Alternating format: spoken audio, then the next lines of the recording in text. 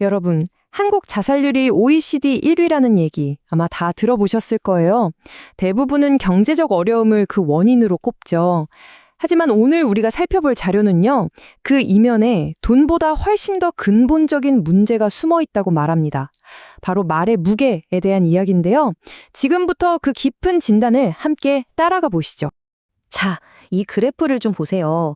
대한민국의 자살률, OECD 평균의 2배가 훌쩍 넘습니다.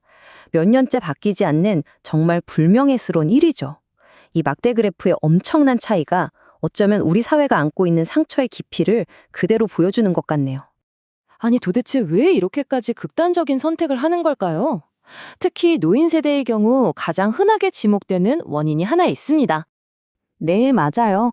보통 다들 돈 문제라고 하죠. 평생을 나라와 자식을 위해 헌신했는데 정작 노년기에는 생계 문제로 고통받는 분들이 많다는 게 일반적인 분석이거든요. 하지만 오늘 우리가 들여다볼 자료는요. 이게 문제의 전부가 아니라고 딱 잘라 말합니다. 만약에 말이죠, 이 문제가 단순히 주머니 사정 때문이 아니라 훨씬 더 깊은 어떤 근본적인 차원의 문제라면 어떨까요? 이 자료는 우리 사회의 절망에 대해 아주 새로운 진단을 내놓고 있습니다. 바로 이 지점입니다. 정말 흥미로운 부분인데요. 이 자료에서는 이 문제가 노인 세대만의 얘기가 아니라고 지적해요. 청년들, 심지어 우리 아이들까지 전부 OECD 최고 수준이라는 거죠. 그래서 이걸 K자셀이라고까지 부릅니다. 많이 배우고 똑똑한, 소위 지식인 사회일수록 오히려 이 현상이 더 심각해진다고 분석하는데, 도대체 왜 이런 일이 벌어지는 걸까요? 자, 그래서 이 자료가 내놓는 핵심 주장이 바로 이겁니다. 진짜 원인은 돈이 없어서가 아니라 내가 이 사회에서 뭘 해야 할지 길을 잃고 내가 하는 말이 다른 사람한테 전혀 먹히지 않을 때 바로 그때 시작된다는 겁니다. 내 말이 존중받지 못하고 계속 무시당하는 상황이 반복되면 결국 존재의 이유를 잃게 된다는 거죠. 여기서 아주 중요한 개념이 하나 나오는데요. 바로 말의 질량이라는 겁니다.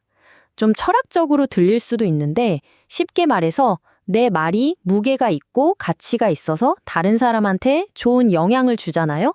그럼 그 에너지가 다시 저한테 돌아온다는 거예요. 근데 반대로 내 말이 계속 무시당하면 내 안의 에너지가 꽉 막혀버린다는 거죠. 이 과정을 한번 보세요. 진짜 악순환이죠. 내가 무슨 말을 해도 주변에서 계속 무시한다고 생각해 보세요. 한두 번은 괜찮겠죠. 근데 이게 몇 년 동안 계속 된다면요?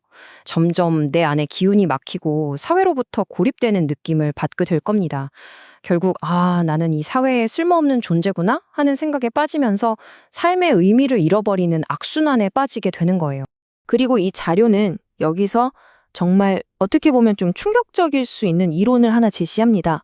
바로 사회와 어울리지 못하는 사람을 사회가 알아서 격리시킨다는 개념이에요.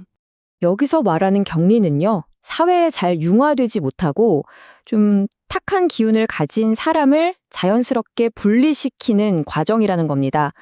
다른 사람들을 보호하기 위한 일종의 사회적인 자정작용이다? 이런 주장입니다.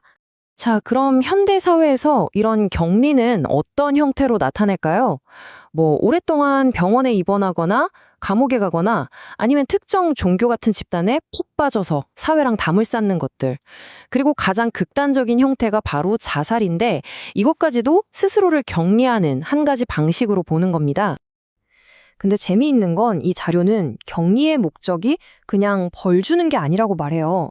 오히려 그 격리된 시간 속에서 자신을 돌아보고 뭔가를 배우고 다시 사회에 나갈 준비를 할 기회를 주는 꽤 긍정적인 과정으로 해석을 하는 거죠.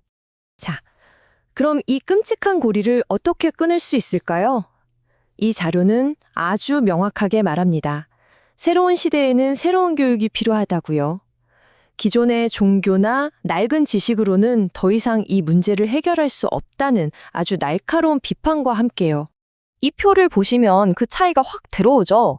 왼쪽처럼 예전 방식대로 그냥 무릎 꿇고 빌고 수천 년 된 낡은 다르침에 매달리는 식으로는 이제 안 된다는 겁니다. 대신에 오른쪽처럼 스스로 두 발로 당당하게 서서 새로운 시대를 위한 공부, 바로 인성교육을 해야 한다고 주장하는 거죠. 그 구체적인 해결책으로 제시하는 게 바로 정법이라는 겁니다.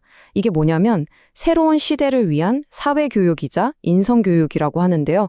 결국 아까 말했던 그 말의 질량을 높이는 것처럼 내 내면을 단단하게 채워서 다른 사람과 바르게 소통하고 사회에 기여하는 방법을 배우는 게 핵심이라고 할 수 있습니다. 자, 이제 이 자료가 절망에 빠진 사람들에게 던지는 아주 직접적이고 강렬한 메시지를 한번 들어보시죠. 정말 파격적인 제안이죠. 스스로 목숨을 끊지 마라. 정말 죽고 싶다면 딱 100일만 이 강의를 들어봐라. 그리고 나서 결정해도 늦지 않다.